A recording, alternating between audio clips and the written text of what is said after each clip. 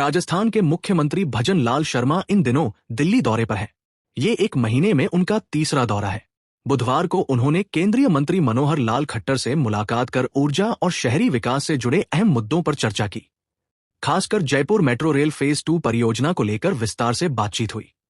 माना जा रहा है कि इस परियोजना को जल्द ही केंद्र से हरी झंडी मिल सकती है, जिससे जयपुर शहर में मेट्रो का नेटवर्क और मजबूत होगा।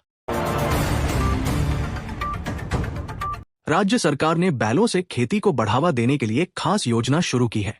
इसके तहत लघु और सीमांत किसानों को हर साल प्रोत्साहन राशि दी जाएगी। योजना का लाभ उठाने के लिए पोर्टल पर आवेदन करना अनिवार्य होगा। सरकार का मानना है कि आधुनिक समय में भी बैलों से खेती को बढ़ावा देकर पर्यावरण को सुरक्षित रखा जा सकता है और किसानों की लागत भी कम की जा सकती है। मौसम विभाग ने बड़ी भविष्यवाणी की है।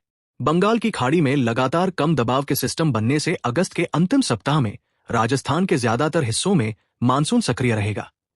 बारिश की गतिविधियां तेज होंगी और कई जिलों में अच्छी बरसात देखने को मिलेगी।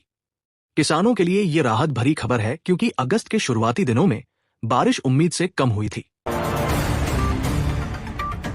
पूर्व मुख्यमंत्री अशोक गहलोत ने महिला आरक्षण बिल पर बड़ा बयान दिया है। उन्होंने कहा कि यह पहल तभी प्रभावी होगी जब राजनीति में अपनी स्वतंत्र पहचान बनाने वाली महिलाएं आगे आएंगी। अगर आंतरिक लोकतंत्र और स्वतंत्र चुनाव नहीं हुए तो आरक्षण का फायदा केवल राजनीतिक परिवारों की महिलाओं तक ही सीमित रह जाएगा। गहलोत के इस बयान को लेकर सियासी हलकों में चर्चा तेज हो गई है। प्रारंभिक शिक्षा निदेशालय ने जिला स्तरीय छात्र छात्रा खेलकूद प्रतियोगिता का पंचांग जारी कर दिया है। ये प्रतियोगिता 3 अलग अलग समूहों में होगी। पहला ग्रुप 31 अगस्त से 3 सितंबर तक, दूसरा 10 से 13 सितंबर तक आयोजित होगा, जिसमें कुल 23 खेल शामिल होंगे। इन प्रतियोगिताओं से ग्रामीण और शहरी बच्चों को खेलों में अपनी प्रतिभा दिखाने का शानदार अवसर मिलेगा। राज्य के सरकारी कॉलेजों में इस साल बड़ी संख्या में सीटें खाली रह गई हैं। शिक्षा विभाग ने 68,000 से अधिक सीटों को भरने के लिए एडमिशन प्रक्रिया दोबारा शुरू कर दी है। 23 अगस्त तक ऑफलाइन आवेदन लिए जाएंगे। विशेषज्ञों का कहना है कि समय पर एडमिशन पूरे नहीं होने से पढ़ाई की गुणवत्ता पर असर पड़ सकता है, इसलिए विभाग ने तुरंत कदम उठाया है। रेलवे ने राजस्थान को 2 नई वंदे भारत ट्रेनों की सौगात दी है। इनमें पहली ट्रेन जोधपुर से दिल्ली और दूसरी बीकानेर से दिल्ली के लिए चलेगी। जोधपुर दिल्ली ट्रेन मात्र 8 घंटे में सफर पूरा करेगी, जबकि बीकानेर दिल्ली ट्रेन 5.25 घंटे में दिल्ली कैंट पहुंचेगी। तेज रफ्तार और आधुनिक सुविधाओं से यात्रियों को बड़ा फायदा मिलेगा। बागेश्वर धाम के प्रमुख पंडित धीरेन्द्र शास्त्री ने रेवासा धाम में संतों और श्रद्धालुओं को संबोधित किया। उन्होंने राजस्थान को वीरों की धरती बताते हुए कहा कि हिंदू राष्ट्र का झंडा सबसे पहले यहीं फहरेगा। साथ ही उन्होंने धाम को तीर्थ स्थल घोषित करने और गौ माता को राष्ट्रमाता मानने की मांग की। इसके लिए वे जल्द पदयात्रा भी निकालेंगे। जालौर सिरोही सांसद लोमाराम चौधरी ने नई दिल्ली में गृह मंत्री अमित शाह से मुलाकात की।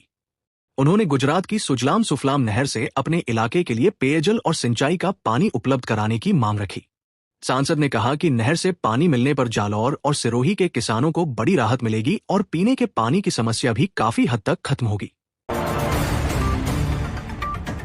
इस बार जुलाई में अच्छी बारिश के बाद अगस्त में प्रदेश में बादल तो रहे, लेकिन बरसात उम्मीद से काफी कम हुई। कई जिलों में सामान्य से कम वर्षा होने से फसलों पर संकट मंडरा रहा है। किसान बुवाई के बाद खेतों में पानी न मिलने से परेशान है। मौसम विभाग ने माना है कि अगर जल्दी अच्छी बारिश नहीं हुई तो नुकसान बढ़ सकता है। राजस्थान आवासन मंडल की नई हाउसिंग योजनाओं का जयपुर में शुभारंभ हुआ। इसके तहत उदयपुर, बारां, बूंदी, धौलपुर और बाड़मेर में 667 आवास और फ्लैट बनाए जाएंगे। ये फ्लैट LIG और MIG वर्ग के लोगों को सस्ती दरों पर मिलेंगे। सरकार का कहना है कि इन योजनाओं से आम लोगों को बेहतर आवास विकल्प मिलेंगे और शहरी विकास को गति मिलेगी। नरेगा कार्यों में पारदर्शिता के लिए राज्य सरकार ने नई व्यवस्था लागू की है। अब एक बार खुद चुके तालाब 5 साल तक दोबारा नहीं खोदे जाएंगे। ग्रेवल सड़कें भी 5 साल से पहले और सीसी सड़कें 10 से 15 साल से पहले फिर से नहीं बनाई जाएंगी। इसकी निगरानी के लिए पंचायती राज मंत्रालय और इसरो ने खास सॉफ्टवेयर भी तैयार किया है। राजस्थान सरकार ने बेरोजगार युवाओं को राहत देते हुए पशुधन सहायक भर्ती में 243 अतिरिक्त पद जोड़ दिए हैं। पहले 2540 पदों पर भर्ती चल रही थी, जो अब बढ़कर 2783 हो गई है। विभाग का कहना है कि इससे ज्यादा युवाओं को रोजगार का अवसर मिलेगा। अभ्यर्थियों ने इस फैसले का स्वागत किया है और इसे एक बड़ा कदम बताया है। मौसम विभाग ने 21 से 24 अगस्त तक अति भारी बारिश का अलर्ट जारी किया है। उदयपुर और जोधपुर संभाग के कुछ हिस्सों में मेघ गर्जन के साथ तेज बारिश हो सकती है, जबकि कोटा, अजमेर, जयपुर, भरतपुर और बीकानेर संभाग में भी हल्की से मध्यम बरसात का पूर्वानुमान है। विभाग ने लोगों से सतर्क रहने की अपील की है। निवेश के मामले में राजस्थान ने इस बार महाराष्ट्र और गुजरात को पीछे छोड़ दिया है। वित्त वर्ष 2025 से 26 की पहली तिमाही में राज्य ने सबसे ज्यादा निवेश आकर्षित किया है। खासतौर पर सौर और पवन ऊर्जा परियोजनाओं से राज्य की अर्थव्यवस्था को नई रफ्तार मिली है। उद्योग जगत का कहना है कि आने वाले समय में रोजगार के बड़े अवसर पैदा होंगे। राजस्थान में एक बार फिर गायों में लंपी रोग फैलने की खबर है। पिछले एक सप्ताह से कई जिलों में इसके लक्षण सामने आ रहे हैं। वैक्सीन लगाने के बावजूद संक्रमण तेजी से फैल रहा है।